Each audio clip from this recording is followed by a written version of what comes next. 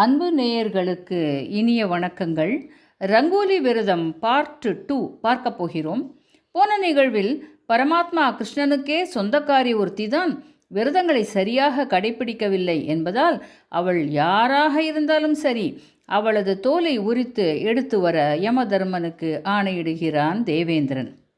அப்புறம் அவள் வேற யாரும் இல்லைங்க, நம்ம கிருஷ்ணனோட தங்கை சுபத்திரை, அர்ஜுனனின் மனைவி.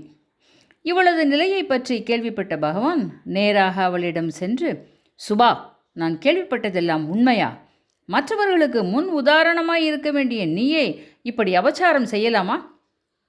கேட்ட சுபத்திரை சர்வசாதாரணமாக, அண்ணா, நீங்கள் யாரு?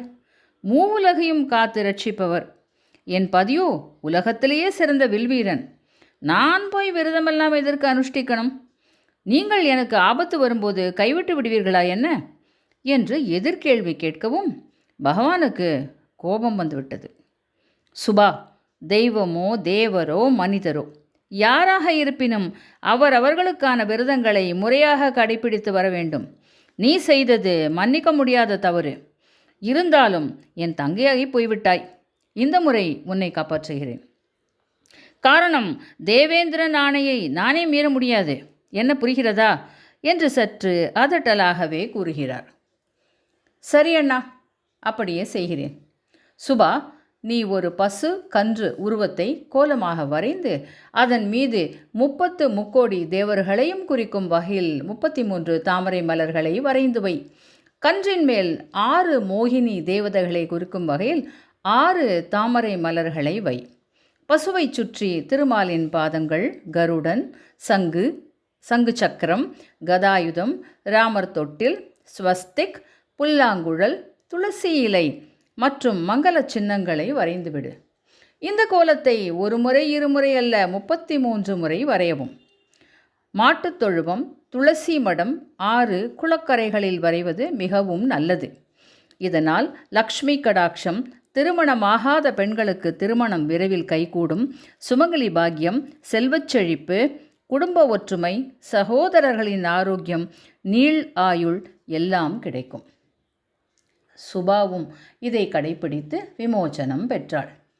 நேர்களே, இப்படி ஆரம்பித்ததே இந்த விரதம். விரதம் இருந்து ஒரு வேளை உணவு எடுத்துக்கொள்ளுங்கள். இயன்ற அளவு மேற்சொன்னவைகளை கடைபிடியுங்கள். விரதம் என்பதே நாம் புலன்களை கட்டுக்குள் வைத்திருக்க ஏற்படுத்தப்பட்ட ஒரு ஆரோக்கியமான மருந்தில்லா சிகிச்சை முறைதான். உள் உறுப்புகளுக்கு ஓய்வு கொடுத்து அவைகள் ரிலாக்ஸ் செஞ்சால் அது நமக்குத்தானே அட்வான்டேஜ். அறிவியல் ரீதியாக இதை ஜப்பானை சேர்ந்த யோஷினோரி ஓசுமி என்ற விஞ்ஞானி ப்ரூவ் பண்ணி 2016ஆம் ஆண்டு நோபல் பரிசையும் தட்டிக்கிட்டு போயிட்டார். நம்ம ஏகாதசி விரதத்தை ஆட்டோபேஜி அப்படின்னு சொல்லியிருக்கார். அப்படின்னா தானே உண்ணுதல் என்று பொருள். அதாவது நாம் பட்டினி போட்டால் உள்ளே இருக்கும் உறுப்புகளுக்கு உணவு கிடைக்காதல்லவா?